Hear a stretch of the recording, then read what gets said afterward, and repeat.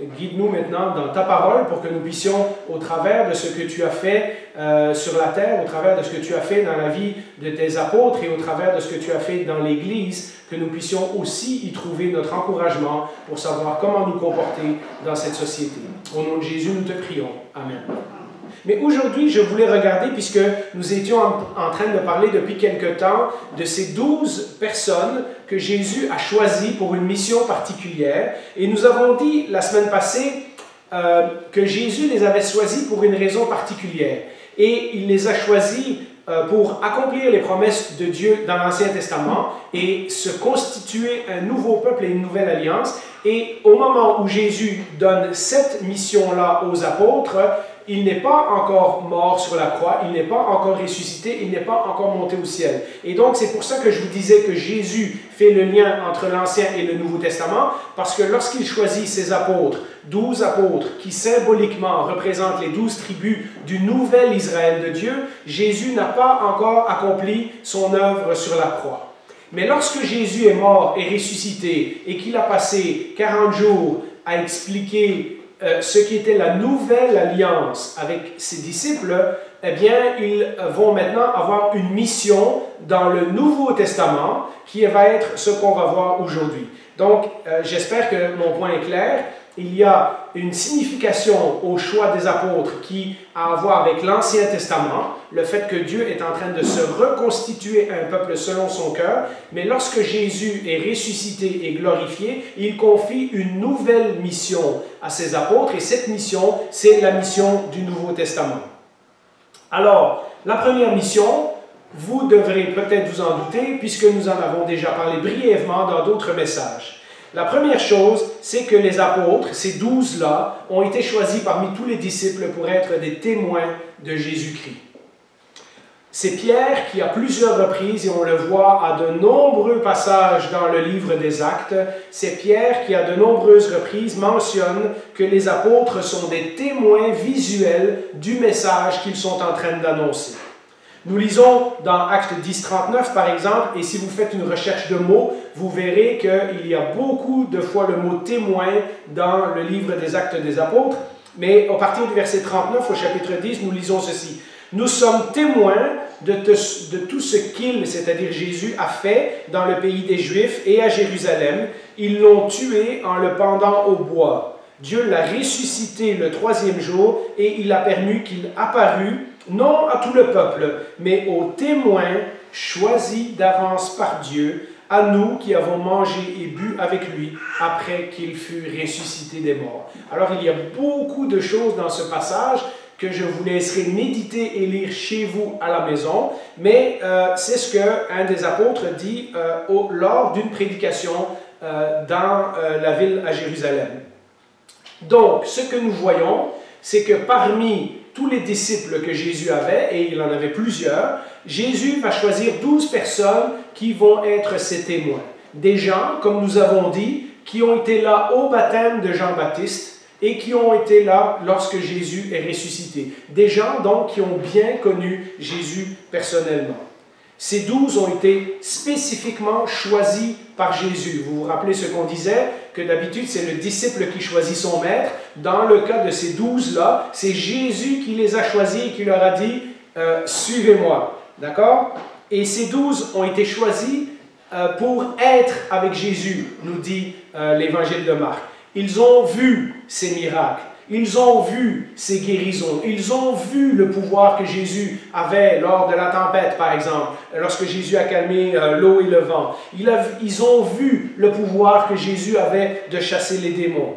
D'ailleurs, nous avons dit la dernière fois que Jésus leur a délégué pendant un certain temps la même autorité. Ils ont pu faire tout ce que Jésus a fait. Dans le livre des Actes des Apôtres, nous voyons les nombreuses guérisons et les nombreux miracles qui attestent le message des apôtres. Ils étaient là lors de la multiplication des pains, lors de la tempête apaisée, lors de la résurrection de Lazare. Ils ont entendu toutes les paroles de Jésus, ils ont entendu ses enseignements, ils ont entendu ses paraboles. mais ils ont aussi entendu des choses que Jésus n'a expliquées qu'à eux. Vous vous rappelez, à un moment donné, il demande à Jésus, « Pourquoi tu parles en parabole ?» Et il dit, « C'est parce qu'il y a des gens qui ne veulent pas vraiment entendre la vérité. Mais à vous qui avez été choisis, je vais vous expliquer les vérités du royaume. » Et de là, Jésus commence à expliquer le sens des paraboles à ses disciples. Ils ont aussi vu, Pierre, Jacques et Jean ont vu Jésus transfiguré. Donc, il y a des gens qui ont vu des choses que personne d'autre n'a vues dans ce groupe-là.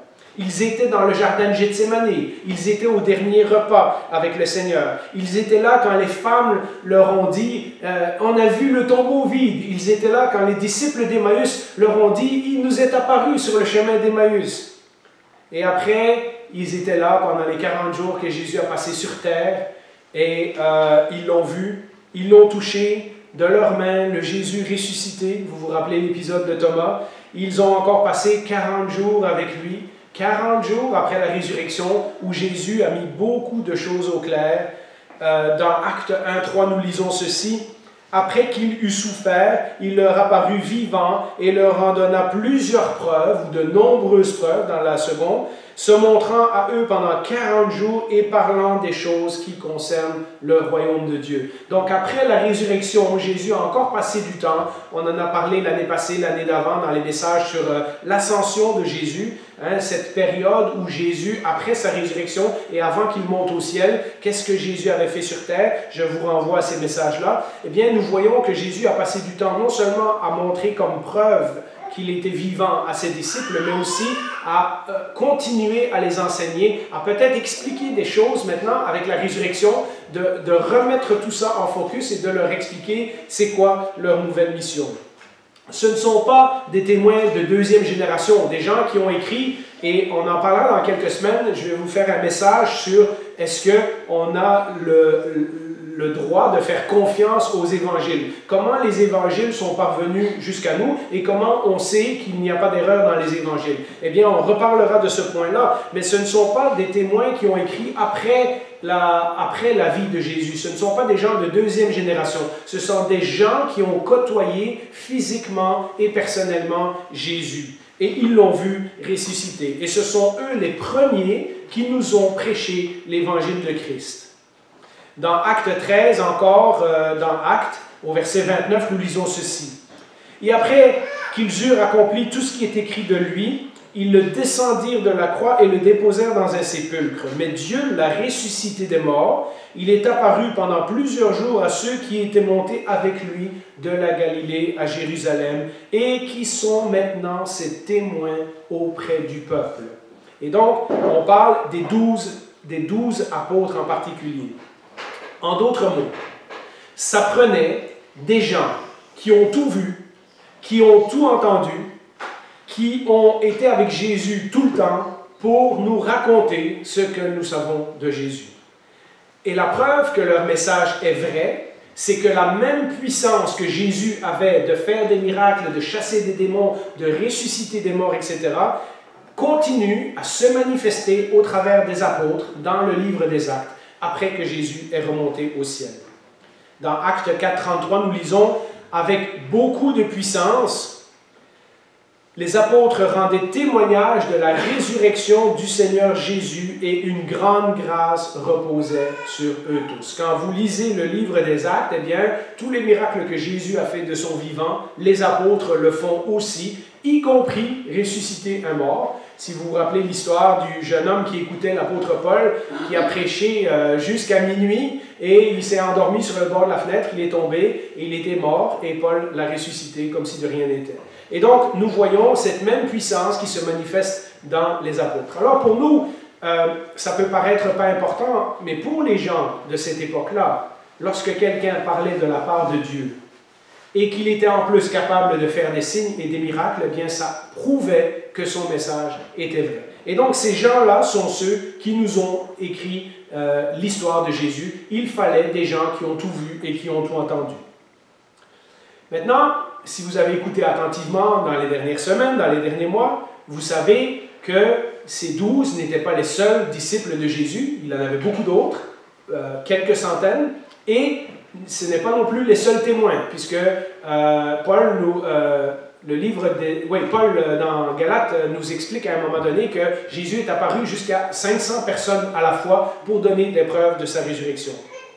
Et comme Marc nous dit, ces 12-là ont été choisis personnellement. Alors, ils ont été choisis pour être témoins, mais ils ont été choisis, ce n'est pas les seuls témoins, donc ils ont été choisis aussi pour une autre mission que Jésus leur a donnée et qu'ils sont les seuls à accomplir. Et ça, c'est un point sur lequel je veux insister beaucoup, c'est d'être des messagers. C'est d'être des messagers, des porte-paroles de la part de Dieu. Ils ont commencé comme étudiants, c'est ça que le mot disciple veut dire, mais ils deviennent des envoyés ou des messagers. C'est ça que le mot apôtre veut dire. Il en a nommé 12, on a lu dans le texte de Marc la semaine passée, pour deux raisons. Pour qu'ils soient avec lui et ensuite pour qu'il les envoie prêcher. Donc ça, c'est la solution que Jésus a choisie. Il a pris 12 pour être personnellement avec lui et une fois qu'il leur a enseigné ce qu'il savait, il les a envoyés prêcher son message. La prédication de la parole de Dieu, vous le savez, est d'une extrême importance dans les Écritures. Parce que si Dieu ne parle pas, il n'y a aucun moyen que nous pouvons le connaître. Il suffit de regarder dans Romains, par exemple, quand Paul dit « Dans la nature, normalement, les gens devraient voir les perfections invisibles de Dieu, mais ils ont fermé leur cœur, ils se sont rebellés contre ça. » Et donc, si Dieu ne parle pas de façon audible, si Dieu ne dit pas clairement dans des mots ce qu'il veut nous dire sur lui, il n'y a aucun moyen de savoir c'est quoi son plan pour notre vie. Il n'y a aucun moyen de savoir un certain nombre de choses. Et la prédication de la parole de Dieu est le moyen principal que Dieu a choisi de se révéler. Il a choisi de tous les temps des gens pour parler en son nom.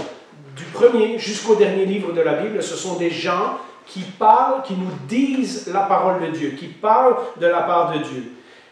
Les prophètes étaient des prédicateurs. Jean-Baptiste était un prédicateur. Jésus était un prédicateur. Et maintenant, il va former une nouvelle génération de prédicateurs, 12 hommes qui, en apparence, n'ont pas toutes les instructions théologiques que les pharisiens, les scribes, les maîtres de la loi, les sadducéens avaient, et qui pourtant vont être choisis par Jésus pour dire son message à l'humanité. Et leur message est assez simple. Au début, avant que Jésus soit ressuscité, mort et ressuscité, Jésus leur dit « Allez prêcher, le royaume de Dieu est proche ». Ça, c'était le premier message. Mais ensuite de ça, les apôtres nous ont livré tout le reste du message de Jésus-Christ, c'est-à-dire la signification de sa mort et de sa résurrection. Et ça, c'est ce que nous avons dans le Nouveau Testament. Pour connaître ce message, il a fallu que ces 12 personnes passent beaucoup de temps avec Jésus. Qu'ils écoutent ses enseignements, que Jésus les corrige, que Jésus leur explique des choses qu'ils n'avaient pas compris, etc. Parce que, on l'a dit la dernière fois, l'apôtre, celui qui est envoyé, a la même autorité que la personne qui l'a envoyé. Donc, lorsqu'on parlait au nom de Jésus, dans le cas des apôtres, ça veut dire qu'ils parlaient avec la même autorité que Jésus avait. Ces 12-là ont la permission de parler les paroles de Jésus. Ces 12 hommes, on l'a vu la dernière fois, sont le fondement de l'Église. Rappelez-vous qu'ils n'ont pas fondé une organisation qui s'appelle l'Église. Ils ont prêché le message du salut à une foule, la foule s'est convertie et l'Église est née. Et donc, ils sont les premiers à qui Jésus a adressé ce commandement que vous connaissez bien, dans Matthieu 28, 18. Jésus s'approcha et leur dit « Tout pouvoir m'a été donné dans le ciel et sur la terre. Allez donc, faites de toutes les nations ou dans toutes les nations des disciples, baptisez-les au nom du Père, du Fils et du Saint-Esprit, et enseignez-leur à mettre en pratique tout ce que je vous ai prescrit. Et moi, je suis avec vous tous les jours jusqu'à la fin du monde. » Pour pouvoir enseigner à une nouvelle génération de convertis tout ce que Jésus avait prescrit, il fallait que ce soit des gens qui ont passé beaucoup de temps avec Jésus et qui connaissent son message par cœur. Mais, comme je le disais il y a quelques instants, comme j'y faisais allusion, ils sont aussi ceux qui nous ont donné la parole de Dieu que nous trouvons écrite dans le Nouveau Testament. Tout comme Dieu, dans le passé, a dit sa parole au travers des prophètes, au travers des rois, lorsque nous lisons l'Ancien Testament, eh bien Jésus, dans le Nouveau Testament, a délégué le pouvoir de parler en son nom à 12 apôtres, 12 hommes, qui vont parler non pas en leur nom, mais au nom de Jésus. Personne à part eux, ni après eux, n'a été autorisé à donner de nouvelles révélations de la part de Dieu. Les critères pour déterminer parce que au temps de l'Église, après le temps de Jésus, il y a eu un nombre d'évangiles et d'histoires sur Jésus qui circulaient. Comment l'Église a choisi les livres qui sont là? Le critère a toujours été, il faut que ce soit un apôtre qui l'ait écrit, ou il faut que ce soit quelqu'un qui était proche des apôtres. Dans le cas de Marc, on a dit, c'est l'apôtre Pierre qui lui a dicté l'Évangile, et Marc a écrit pour Pierre. Et dans le cas de Luc, on sait que Luc a passé de nombreuses années en compagnie de l'apôtre Paul, mais qu'il connaissait également Jacques et Pierre et Jean, et qu'il avait son accès dans l'Église à Jérusalem. Et donc, ce sont les seuls deux qui ne sont pas apôtres et qui ont écrit eux-mêmes dans le Nouveau Testament. Mais le critère, c'était toujours quelqu'un qui était un apôtre ou qui a côtoyé les apôtres. Une fois que ces gens-là, que cette génération-là sont mortes, il n'y avait plus d'autres révélations de la part de Dieu. D'ailleurs, le Nouveau Testament se termine avec l'Apocalypse de Jean, qui est une révélation de Jésus-Christ, où Jean termine son livre en disant « Toutes les paroles qu'il y a dans ce livre, vous ne pouvez ni en ajouter ni en retrancher, sinon Dieu ajoutera les malédictions qu'il y a dans ce livre à celui qui rajoute à sa parole. » Et donc nous, évangéliques, croyons que le Nouveau Testament est complet et a pris fin avec la mort du dernier apôtre, qui était l'apôtre Jean. Toutes les lettres du Nouveau Testament ne sont pas des nouvelles doctrines. Pendant longtemps, j'ai entendu cet argument et j'avais du mal à y répondre, que Jésus a prêché l'amour et la compassion, et puis les apôtres, ils ont inventé l'Église. Puisque quand on lit les lettres sont plus théologiques, comme on dirait dans nos mots à nous. En réalité, et vous le savez, si on regarde, quand on fait l'étude sur 1 Pierre, quand on a fait l'étude sur Philippiens, vous voyez comment ce que les apôtres écrivent dans le Nouveau Testament fait toujours référence aux enseignements de Jésus. Ce ne sont pas des nouvelles doctrines, ce sont des explications dans des situations pratiques, dans des situations de conflit que les églises vivaient. Donc, ils ont pris la parole et les enseignements de Jésus et ils en ont donné une tournure pratique pour les églises, mais ce ne sont pas des nouvelles doctrines. Le nombre de fois que Paul dit, comme le Seigneur lui-même a dit ceci, etc., etc. Et donc, on voit ça dans le Nouveau Testament. D'ailleurs, Paul précise très bien, dans Galates 1,8, « Mais si quelqu'un, même nous-mêmes, ou un ange venu du ciel, vous annonçait un évangile différent de celui que nous vous avons prêché, qu'il soit maudit. » Il n'était donc pas question que Paul prêche quelque chose, et puis 15 ans après, il retourne chez les Galates et dit « Ah, finalement, je me suis trompé, la bonne doctrine, c'est ça. » Vous voyez, Paul a dit « J'ai prêché le message une fois, ça c'est le vrai message. » Et Pierre dit la même chose, Jean dit la même chose, Jude dit la même chose. Ce message a été prêché une fois pour toutes, le message du pardon de nos péchés par la mort de Jésus, la résurrection de Jésus, le fait que Jésus a été élevé dans la gloire, la résurrection de notre corps lorsque Jésus apparaîtra, le jugement des méchants, etc. Ce message a été prêché une seule fois et il ne peut plus rien y ajouter. Ils ont prêché le message de Jésus-Christ et même quand Jésus leur a dit qu'il leur enverrait le Saint-Esprit, regardez, il a bien précisé que le Saint-Esprit ne donnerait pas de nouvelles révélations, mais que le Saint-Esprit parlerait et rappellerait aux apôtres tout ce que Jésus leur avait déjà dit. Regardez dans Jean 15, mais vous pouvez lire Jean 15, Jean 16, vous verrez, il y a plusieurs références au Saint-Esprit. Quand sera venu le défenseur ou le consolateur parfois, que je vous enverrai de la part du Père, l'Esprit de vérité qui vient du Père, il rendra témoignage de moi. Et vous aussi, vous me rendrez témoignage parce que vous avez été avec moi depuis le début. Il y a un seul message qui est central au salut, c'est le message de Jésus-Christ. Tout le Nouveau Testament n'est qu'une explication dans des situations pratiques de ce message. Alors, ils ont été choisis comme témoins, ils ont été choisis comme messagers de la part de Dieu, et c'est important que que l'on soit conscient de ça, parce que des sectes et d'autres religions, après, ont prétendu avoir reçu des nouvelles révélations de la part de Dieu, et ceci contredit ces affirmations. Il n'y a pas d'autres anges qui sont apparus après pour donner des nouvelles révélations à Joseph Smith pour fonder le culte des Mormons. D'ailleurs, si vous comparez, ces gens-là ont été pendant 3 ans avec Jésus, et tous ceux qui après ont dit qu'ils avaient reçu des révélations spéciales, ils ont toujours reçu une révélation d'un ange en cachette que personne n'a vu et que personne ne peut vérifier. Donc, entre le témoignage des 12 apôtres, qui ont passé 3 ans et qui ont vécu avec Jésus, et le témoignage de toutes les autres religions qui ont été fondées sur supposément des nouvelles révélations de Dieu après, je fais confiance au témoignage des 12 apôtres. Et finalement, ça vous le savez peut-être, mais on l'avait oublié, Jésus leur a dit, je ferai aussi vous des pêcheurs d'hommes. Pour Pierre, André, Jacques, Jean et peut-être quelques autres dans ce groupe, c'était une image tirée de leur vie de tous les jours. Ils comprenaient, quand Jésus disait ça, ils comprenaient tout de suite. Rappelez-vous, Jésus, dans Luc 5,10, dit ça tout de suite après qu'ils ont fait la pêche miraculeuse. Jésus dit à Simon, « N'aie pas peur, désormais tu seras pêcheur d'hommes. » Alors ils ramenèrent leur barque à terre, laissèrent tout et le suivirent. Jésus a choisi ces 12-là pour une mission particulière, pour pêcher des hommes. Faire de bons pêcheurs est un long processus.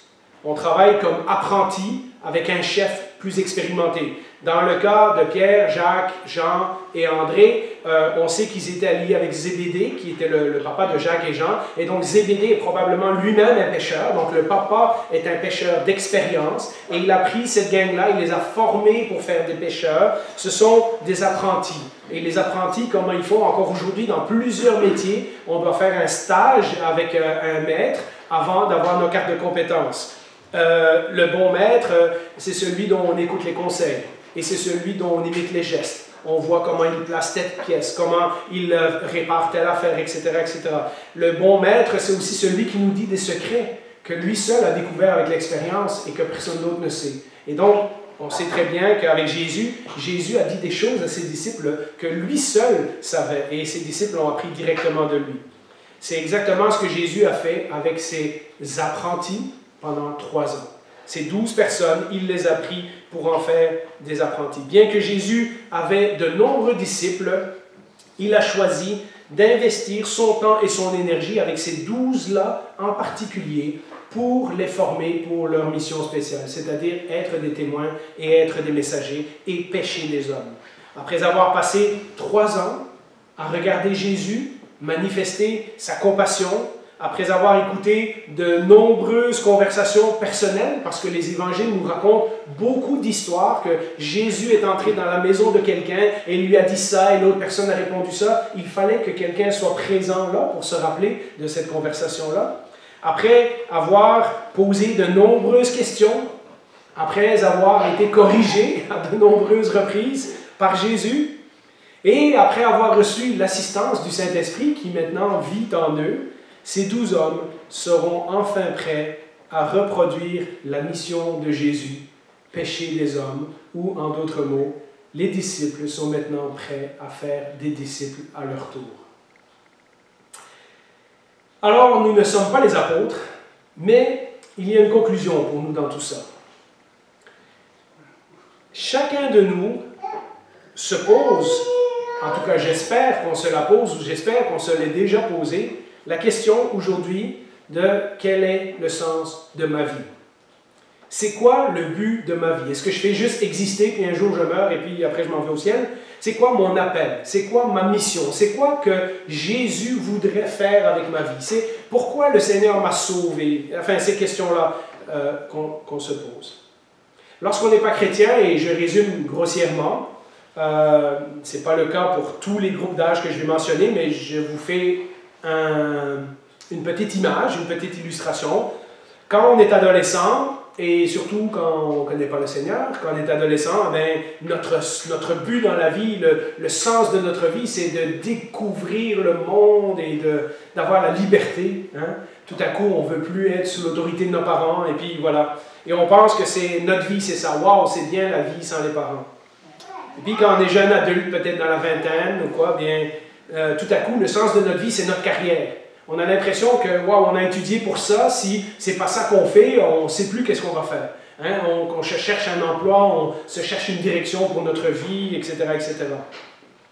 Et puis les années passent et dans la trentaine, eh bien, quand on approche la trentaine, ben, c'est souvent le sens de notre vie, ça devient la famille. Parce que là, on est marié, et puis là, on commence à avoir des enfants. Et donc, tout à coup, on est investi là-dedans. On dit, ah, voilà, c'est ça que je cherchais toute ma vie. C'est pour ça que je voulais vivre. Mais les enfants grandissent, les enfants quittent la maison, les enfants forment à leur tour des nouvelles familles, et un jour, ils ne sont plus à la maison. Et donc, rendu à 50 ans, ça fait 30 ans qu'on travaille, on a élevé les enfants, et puis là, on commence à se poser la question, ben, est-ce que ma vie, c'était juste ça? Servir mes enfants, puis travailler pour un boss qui n'est pas toujours un boss génial, enfin, qui me prend parfois pour acquis, etc. Et on commence à se poser, c'est souvent la crise de la quarantaine ou la crise de la cinquantaine, hein, quand on a tout eu et tout essayé et on est encore insatisfait. Et là, on se pose la question du sens de notre vie. Est-ce que j'ai juste travaillé pour ramasser de l'argent ou est-ce qu'il y a autre chose dans la vie? Et puis à 60 ans, ben là, on fait des plans de la retraite, on regarde si on a assez pour prendre sa retraite de bonne heure, on planifie de quitter le travail, mais là, évidemment, on a travaillé toute notre vie, et puis là, quitter le travail, est-ce que c'était ça le sens de ma vie? Puis quand je vais me retrouver à la maison, tout seul, je vais faire quoi? Puis je vais faire quoi de mes journées? Le temps va être long. Et puis, est-ce qu'on peut peut-être redonner à la société? Là, maintenant, j'ai du temps libre, et là, je m'implique dans ci, je m'implique dans ça. Et puis à 80, ben, parfois c'est les petits-enfants, mais là, ça fait longtemps qu'on n'est plus sur le marché du travail. Et puis on commence à se demander, est-ce que ma vie sert encore à quelque chose? Dans le fond, à 80 ans, 85 ans, pourquoi le Seigneur me garde encore ici? Je ne sais pas si ça vous arrive des fois. Remarquez que toutes ces choses, la liberté, le travail, la famille, les enfants, redonner à la société, s'occuper de ses petits-enfants, tout ça sont des bonnes choses. C'est comme ça que Dieu a fait la vie. Nous grandissons, nous vieillissons et nous passons par différentes étapes de la vie. Mais toutes ces bonnes choses ne sont pas en elles-mêmes le sens de notre vie. Elles ne nous disent pas pourquoi on vit. Elles ne nous disent pas pourquoi le Seigneur nous a sauvés. Et ultimement, comme toutes ces choses changent et disparaissent, eh bien, si nous avons basé tout le sens de notre vie sur ces choses-là, un jour, nous sommes terriblement déçus et découragés. Si notre identité est basée sur cela, je suis avant tout une maman, je suis avant tout un employé, je suis avant tout un mari, je suis avant tout un professeur, je suis avant tout un pasteur. Si notre identité est basée sur ces choses-là, le jour où ces choses-là nous sont enlevées, pour différentes raisons, la retraite et d'autres, etc., parce que les enfants quittent la maison, parce que nous déménageons et nous changeons d'église, etc. Quand notre identité est basée sur ces choses-là, quand elles nous sont enlevées, ça nous donne un coup. Jésus a appelé les 12 apôtres à une mission particulière. Comme je l'ai dit, nous ne serons pas des apôtres. Mais Jésus a appelé ses apôtres et tous ceux qui l'écoutaient à quoi? À le suivre. Jésus a appelé les gens à lui. C'est l'appel de Jésus qui devrait être le premier et le principal sens de notre vie. Jésus nous a appelés à lui. Et cela signifie que tout ce que nous sommes, tout ce que nous faisons, dans la liste de tout ce que je viens de dire, toutes les bonnes choses qui font partie de la vie, tout ce que nous avons, le Seigneur demande que ça soit investi en réponse à son appel. Alors, notre mariage aura un sens, parce que nous le vivrons pour Christ, avec Jésus-Christ en tête, et pas simplement comme notre identité principale ou comme le sens principal de notre vie. Alors, notre carrière aura un sens, parce que nous la vivrons pour Christ et avec Christ en tête.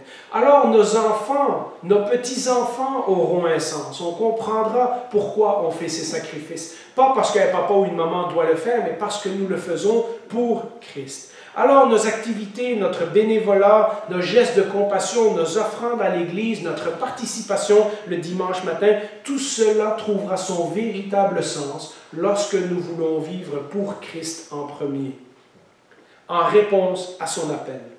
Vous vous rappelez, Jésus leur a dit, « Venez avec moi, je ferai de vous des pêcheurs d'hommes. » Ils laissèrent tout et le suivirent. Ils ont répondu à l'appel de Christ. Et lorsque toutes ces choses que nous avons mentionnées, que Christ nous donne aussi, dans sa grande bonté, changeront, ou que ces choses nous seront enlevées, nous ne perdrons pas notre identité, nous ne perdrons pas notre raison d'être, nous ne perdrons pas le sens de notre vie, parce que c'est Jésus-Christ, notre vie avant tout. Alors, cela veut dire bien des choses pour différentes personnes. Cette réflexion, nous devons la faire chacun pour nous. À l'étape de la vie où vous êtes rendu, votre réflexion, votre sens de ce que vous êtes en Christ sera différent suivant les âges, suivant les circonstances de la vie. Il n'y a pas une solution pour tous. Dans le cas de ces 12, je ne dirais pas que ça a été facile, parce qu'ils ont tout lâché pour suivre Jésus, et ils sont presque tous morts martyrs, mais dans le cas de ces 12-là, c'était très clair.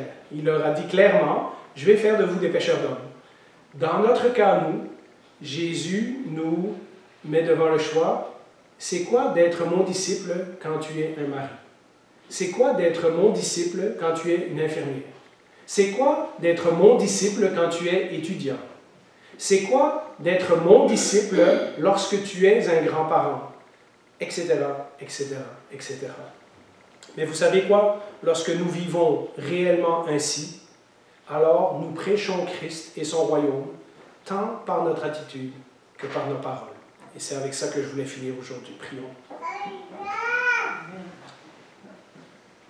Eh bien, Seigneur, nous savons que nous devons ouvrir la bouche. Nous savons que nous n'avons évidemment pas la même autorité que les apôtres, mais tu nous demandes dans ta parole de rendre compte de l'espérance qui est en nous, d'être prêt à défendre notre foi devant ceux qui nous en demandent raison.